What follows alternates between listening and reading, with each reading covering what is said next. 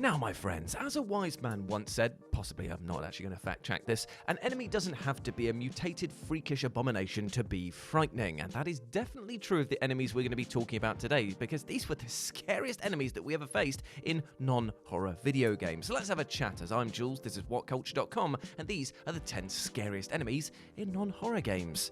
Number 10, Epitaph. Final Fantasy IX.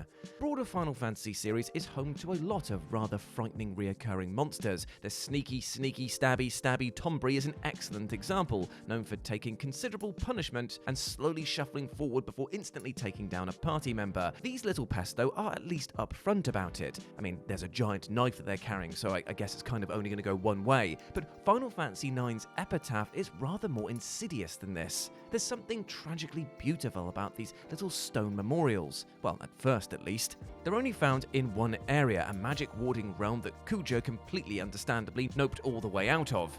Coerced into going there in his stead, Zidane, or Zidane if you want to pronounce it like that, and his friends battle these little horrors which can spawn copies of a party member on its own side. Disturbing as it is to be attacked by a doppelganger of a beloved team member, the truly horrifying thing happens when that random copy happens to be a party member that is currently in the battle. When this happens, that party member will be struck with 9,999 damage per attack, KOing them instantly. The copies even have little battle dialogue in which they announce that I'm the real party member before then attacking. Epitaph and its horrifying friends apparently want to not only kill all the party, but then proceed to assume their identities. Number 9. Creepers, Minecraft.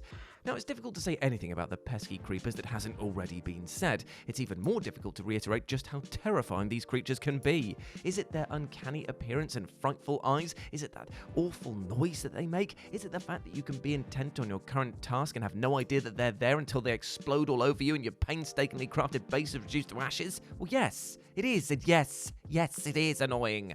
Minecraft can certainly be unnerving as a survival experience, but by its very nature, it's a game for everyone. A world of blocky buildings, equally blocky animals, and so on. It's not Resident Evil, but you'd be forgiven for thinking that it might be when you hear one of these drawing near.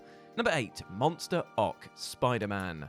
Comic books and video game adaptations thereof do enjoy experimenting with different variations of familiar characters. In the universe of Spider-Man in particular, Monster Ock is perhaps the most horrifying ever. This abomination appears as the final boss of Spider-Man's PS1 game. Born when the Carnage symbiote infests a previously defeated Doc Ock, it was a bold move to essentially add a character to the broader canon for just this 2001 PS1 title, and it's similarly impressive that it turned out to be one of the most formidable Spider-Man has ever encountered. There aren't environmental objects to make use of to expose a weak point or any other tricks our friend Peter likes to employ against his larger foes that are able to be used here. This is less of a boss fight and more of a simple chase sequence. Spider-Man cannot harm Monster Ock at all and can only flee for his life in a super high pressure and rather lengthy parkour session. Monster Ock howls, taunts and chases you throughout and is never far behind. It's a difficult encounter indeed, and a second's hesitation or a mistimed jump will spell your instant demise.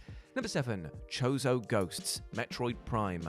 If fans had to choose a single word to define the Metroid series, it would probably be atmospheric. Metroid Prime, one of the most beloved and innovative entries of all, emphasizes this concept very well. Alone on Talon 4, but for scores of unfriendly beasties, Samus passes through beautiful Chozo ruins and reads haunting and emotional messages that they left behind. We slowly put together something of what might have happened to this civilization, and the one thing that is absolutely crystal clear is that it certainly wasn't good. It's little surprise then that the spirits of some of these Chozo have mixed feelings about the whole being dead thing. Mixed, furious feelings, in fact. In the spooky Hall of Elders, players will have their inaugural encounter with a Chozo ghost. Evasive, ethereal enemies that are corrupted by the influence of the Phazon and driven to attack Samus. They must be tracked with the X-ray visor and can't be harmed by our hero's elemental beams. In short, making this utterly terrifying.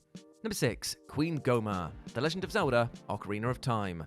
Yes, any Zelda fan will advocate for Ocarina of Time's redeads here, and they are absolutely terrifying. Those horrifying shrieks, their uncanny movement, and the fact that they're quite clearly zombies, yes, I don't like any of that. But these things' existence and the implications of such aren't a whole lot of fun to dwell on. The arachnophobes among us, though, would argue that a parasitic armoured arachnid with enormous ghastly staring eyeballs is a much more nightmarish prospect all around. So let's talk about Queen Gohma, who is encountered in the Deku Tree, and so isn't actually actually the most difficult boss as a result. I mean, this is, after all, the tutorial dungeon in which players will cut their teeth, but that doesn't mean that she isn't as imposing as they come, with her wall-crawling antics and ability to mob you with her little spiderlings if you aren't quick enough at dispatching the eggs, proving to be quite tough for some first-time players. If you're one of those people who has to check around the toilet before using it at night after watching the film Arachnophobia, yes, this is kind of a confession here, you might appreciate why Gohma can be so frightening. Number 5, the Dahaka, Prince of Persia, Warrior Within.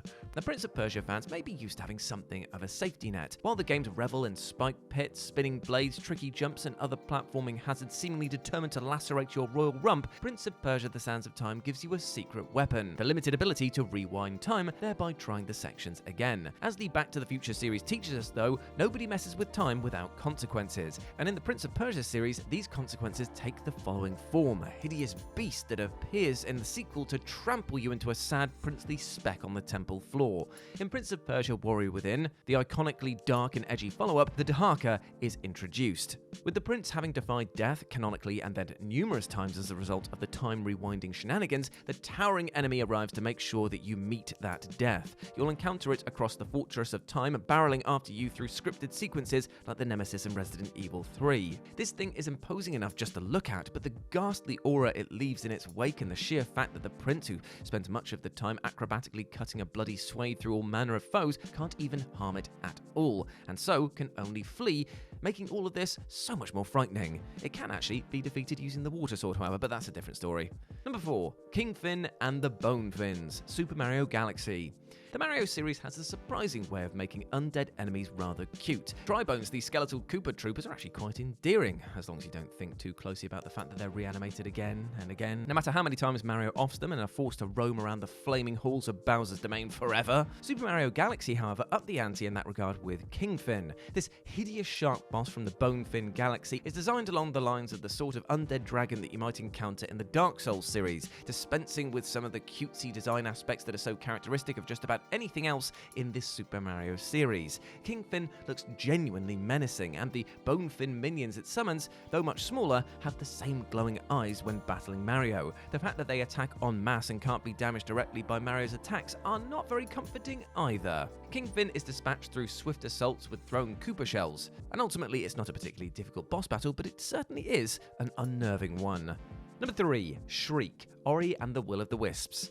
The much-beloved Metroidvania titles Ori and the Blind Forest and Ori and the Will of the Wisps are acclaimed for so many reasons. They boast some wonderful art direction and a deftness with storytelling that allows them to weave a subtle, heart-rending narrative without excessive dialogue. The game tackles themes such as the harm that corruption can inflict on the natural world, and this is never clearer than with Will of the Wisps, Shriek. This creature was once a majestic owl and a denizen of the Silent Woods. In several volatile encounters with Ori over the course of the game, they engage in battle, though Ori seems to sense that the stone-stricken owl is under a sinister influence. That influence is visible in its monstrous appearance. Shriek towers over our protagonist with glowing eyes and fearsome smashing limbs. In a similar sense to Hollow Knight, the Ori game's magnificent visuals have a macabre, unnerving beauty to them, and the ultimately tragic Shriek is representative of that. Number 2, Nosk, Hollow Knight. So we've spoken about Ori, let's talk about Hollow Knight and one of its most peculiar and frightening residents, which is Nosk. This dweller of the Deep Nest is frightening for far more than its sinister, gangly appearance, but also for its abilities and its methods. It deceives opponents by assuming forms that result in them letting down their guard. Cunning, cruel, and powerful, it has long, spider-like limbs, a curious scuttling motion, and the ability to launch projectiles and fly erratically, lending it an unpredictable air that makes it quite a formidable boss, as well as just a grotesque creature to behold. While some enemies the knight will encounter are simple, aggressive creatures that are just pursuing prey, Nosk is something more than that. There's an awful intelligence to this creature and its methods, and that is downright creepy. And number 1, Broodmother, the Dragon Age series. In the world of fantasy RPGs, there will typically be the occasional undead horror to dispose of. A ghastly dragon, perhaps, or a vampire, or maybe just a hag. The Dragon Age series has ventured into this sort of territory before, and the Broodmother is probably the most fearsome creation of them all. So where do all of those pesky darkspawn come from? Partially from one of these abominations, that's where. You've probably heard of a face that only a mother could love, but sometimes dear old mum is not that much of a looker herself. A Broodmother is the expected result of females of different species being forced to consume other darkspawn. This causes an affliction of the taint, and through the loss of their original humanity, or whatever their original species was, they become biologically suitable to produce further hordes of darkspawn, continuing the cycle of horrifying things propagating more horrifying things, as is the want of the Dragon Age series' overarching plot. In battle, a Broodmother can bring her wide-reaching tentacles and corrosive saliva to bear on foes, making her a challenging enemy to approach, let alone look at. Ooh, gross.